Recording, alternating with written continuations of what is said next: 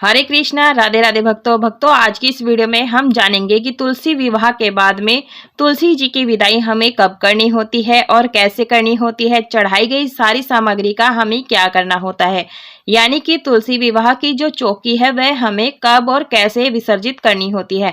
सारी सामग्री का हमें क्या करना होता है, तो यह सारी जानकारी आपको इस वीडियो में मिलने वाली है।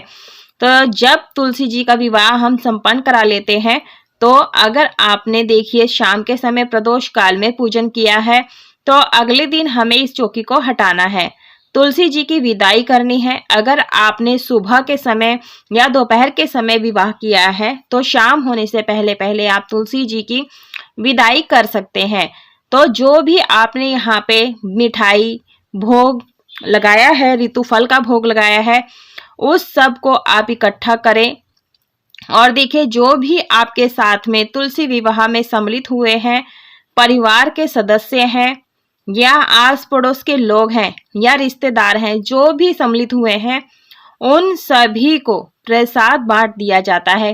तो देखिए जो भी हमने सामग्री ली है, जो भी हमने भोग प्रसाद चढ़ाया है, चौक बनाया है, तो क्या करना है, तो ये सारी सामग्री जो प्रसाद आपने चढ़ाया था वो आप इकट्ठा कर लीजिएगा।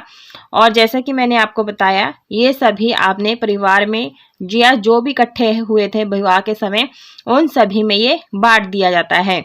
तो ये ऋतु फल लिए हैं, तो आप मिठाई आदि ली है, उन सभी को आप बांट दीजिएगा। परिवार सहित आप भी प्रसाद खा सकते हैं। हम जो है सभी हम प्रसाद इसको बांट देंगे, सारे प्रसाद को इकट्ठा कर लेंगे। पूजा के थोड़ी देर के बाद ये प्रसाद हटा लिया जाता है।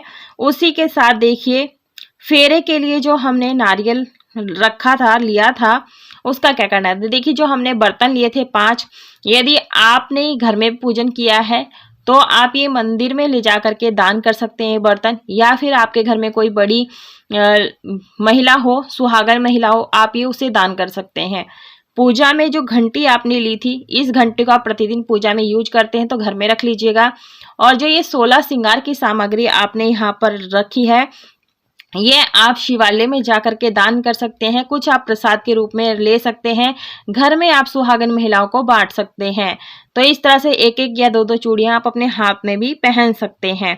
तो इस तरह से हमें जो है सुहाग की सामग्री हमें दान करनी है, क्योंकि कार्तिक के महीने में स्नान दान का विशेष महत्व होता है।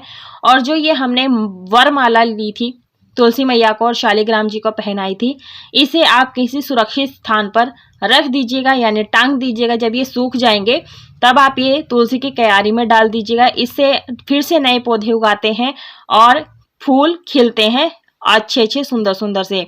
आप चाहे तो इसे भूमि विसर्जन भी कर सकते हैं, पर मैं तो हमेशा टांग देती हूँ। सूख जाते हैं उसके बाद में हम गमले में डाल देते हैं। और जो ये मीठा पान है, आप चाहे तो प्रसाद के रूप में ग्रहण कर सकते हैं, नहीं तो आप इसे भूमि विसर्जन कर सकते हैं। जैसे भी आपकी सामर्थ्य हो आप वैसा कर सकते हैं, जैसे आपके घर में होता हो वैसा आप कर सकते हैं। तो देखिए हमने ये दीपक लिया है, ये जल रहा है। जब तक जलता है इसे आप अपने घर के मंदिर में रख दीजिएगा, और जब ये शांत हो जाएगा तब इस मिट्टी के दीपक को विसर्जित कर दीजिएगा।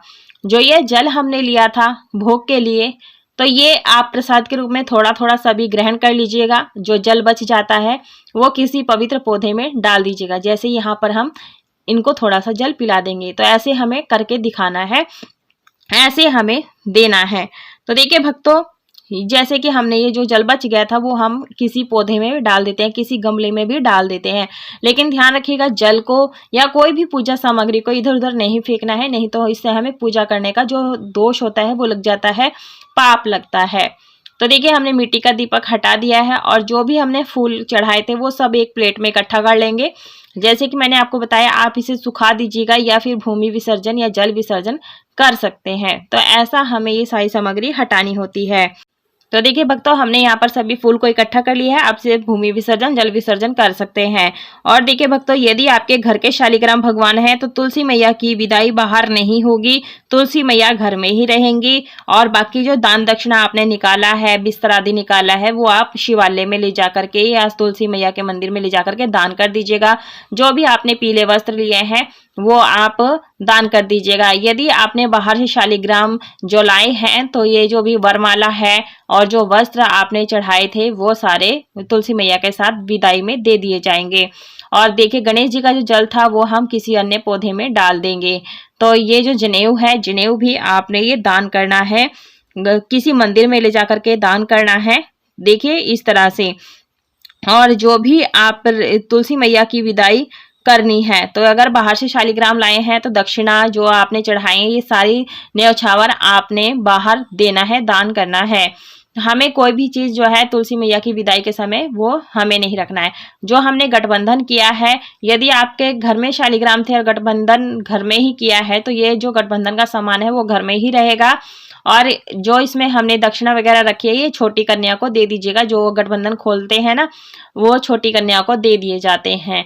तो जो भी आपने रखा हो वो रख लीजिएगा। जो तिल हैं ये आप रख सकते हैं या पक्षी को खिला सकते हैं, जैसा भी आपको सुविधा लगे आप वैसा कर सकते हैं।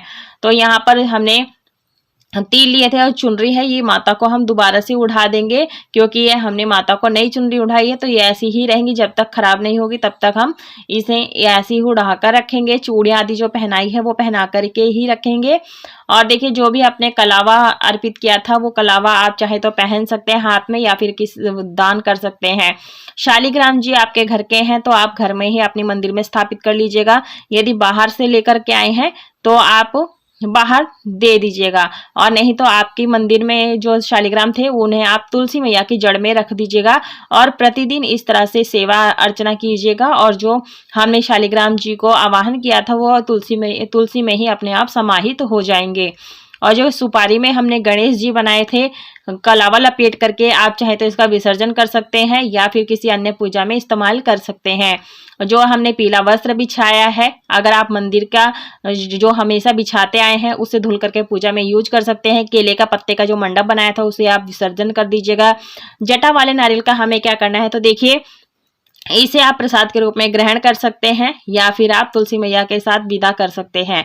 जो कलश का जल है, इस जल को क्या करना है, तो देखिए पुष्प की सहायता से आपने सभी को छींटा लगाना है, शुद्धिकरण करना है, पवित्रीकरण करना है, पूरे घर में छींटा लगाना है, बस टॉयलेट बाथरूम को छोड़ करके। और जो जल बच जाएगा वो किसी पौधे में डाल दीजिएगा। जो ये आपने चौक पूरा है इसे आप हल्का सा पानी डाल करके लीप लीजिएगा और साफ कपड़े से साफ कर लीजिएगा। लेकिन ध्यान रखिएगा इस पे झाड़ू नहीं फेरनी है, इस बात का ध्यान रखिएगा। चौकी का विसर्जन जब भी करना है सूर्यास्त होने से पहले पहले करना है। आई होप आपको यह तुलसी विवाह की चौकी विसर्जन की वीडियो पसंद आई। वीडियो को लाइक शेयर सब्सक्राइब जरूर करें। कमेंट बॉक्स में जय तुलसी मैया।